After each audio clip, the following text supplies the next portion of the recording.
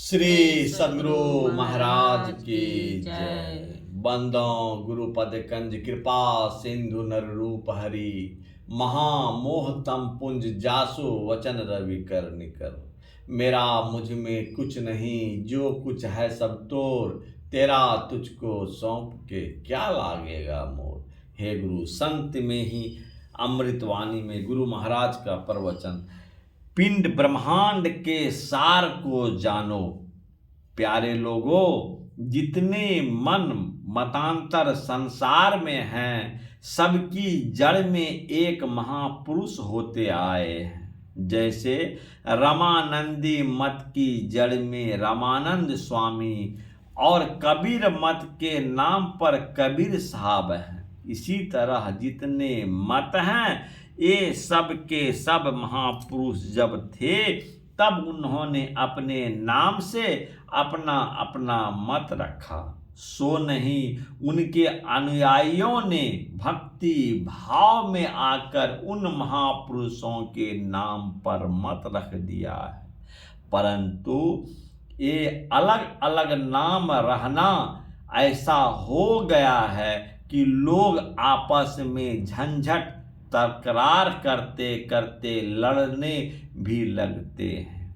ये जो गुरु नानक देव जी का मत है, गुरु ग्रंथ साहब में 10 गुरुओं के नाम हैं, परंतु सबके नाम पर मत है ऐसा कहीं मालूम नहीं पड़ता। यद्यपि वह ज्ञान गुरुमुखी में है जो पंचम गुरु अर्जुन देव ने बनाया। इतना ही जानता हूँ कि बहुत से मतों की वानियाँ उनमें है। गुरु ग्रंथ साहब में ईश्वर की भक्ति बतलाया है।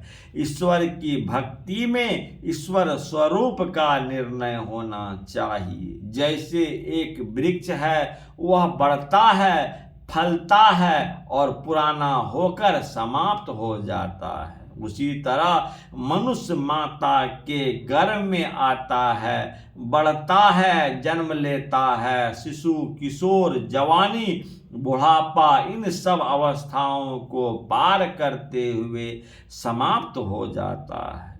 इसी शरीर को लोग पहचानते हैं जो सदा बदलते रहते हैं। गौ गोचर जहाँ लगी मन जाई, सो सब माया जानहो भाई। जहाँ तक पहचान में आवे वे सब चिन्ह माया के हैं। जैसे जल मही कमल निरालमो, मुरगाई नेसाने। चाहे जल हो या कमल हो, उपजना विससना पौधे तत्व का काम है। पांचों तत्व में सबसे पहले आकाश हुआ है, तब हवा अग्नि पानी मिट्टी हुई है। इससे ही एक ब्रह्मांड बना है और हम लोगों का शरीर भी बना है। इन्हीं पांचों तत्वों से बने हुए शरीर को पिंड कहते हैं। जिनमें यह रहना है उसको ब्रह्मांड कहते हैं। इस पिंड ब्रह्मांड के भेद को जानना चाहिए। इस शरीर में जो भोग होता है, अच्छा या बुरा, सबको हम जानते हैं। इस विषय भोग से किसी को तृप्ति संतोष नहीं होता है और शांति सुख इसमें नहीं मिलती। सभी संतों ने जनाया कि इस शरीर और संसार में जो सार है उसे पकड़ लो, पार हो जाओगे। संसार के सब पदार्थों को देखते हैं और सुनते भी हैं। देख सुन पहचानते हैं। हवा लगती है तो आवाज या शब्द देख सुनकर समझते हैं। देखना सुनना ये सब नाम रूप जो है यही तो माया है। हम लोग अपने शरीर को देखते हैं, हम अपने को देखते हैं, सो नहीं हम अपने तई क्या है। इसी के लिए संतों ने उपदेश दिया है। इसके लिए अंतर्मुखी होकर साधन करो। बहिर्मुखी को छोड़ो, अंतर्मुखी होकर देखा जाता है तो अंधकार मालूम पड़ता है। तब क्या करोगे? देखने की कोशिश करो। फैली दृष्टि को एक कर लो, इसी साधन को दृष्टि योग कहते हैं। दृष्टि का अंत कहाँ पर है? जहाँ फैली हुई दृष्टि नहीं रहती, समेट कर देखने से ही एक दृष्टि हो जाती है। अंतर में एक दृष्टि करके देखना चाहिए। अगर देखने की शक्ति एक ओर नहीं रहती तो देखना नहीं हुआ। एक को समझने से सारी हीनता छूट जाती है। अणु से सब कुछ बनता है। एक ही एक वह है जो परमाणु है, वह बच जाता है। परमाणु सबसे छोटा है, इसमें बड़ा बल है। आजकल वैज्ञानिकों ने बड़ा काम करके दिखलाया है। अपनी दृष्टि को एक करके देखो। कर्मयोग का आरंभ यहीं से हो जाता है।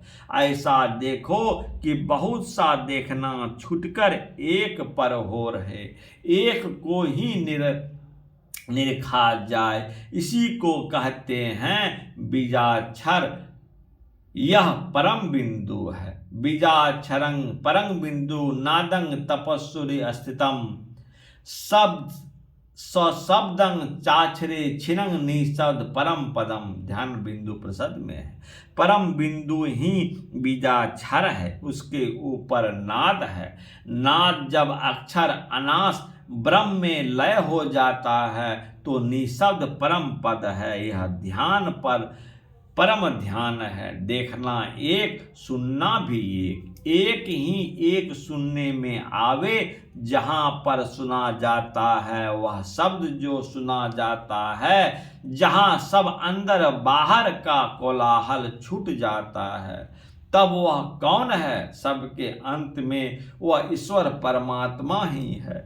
उसका न आरंभ है, न अंत है और न मध्य। इसलिए सुंदरदास जी ने कहा, आदि न अंत सुमध्य कहाँ है। ओमकार सतनाम यह एक है, यही सत्य है, यही सत्य शब्द है। इसको जानना चाहिए। जैसे दूध में घृत, मेहंदी में लाली, ईख में रस, उसी तरह संत मत में सब संतों की वाणियां का सार निकाल कर दिखा दिया है। सार में सार यह है ईश्वर की भक्ति, सत्संग, गुरु की सेवा।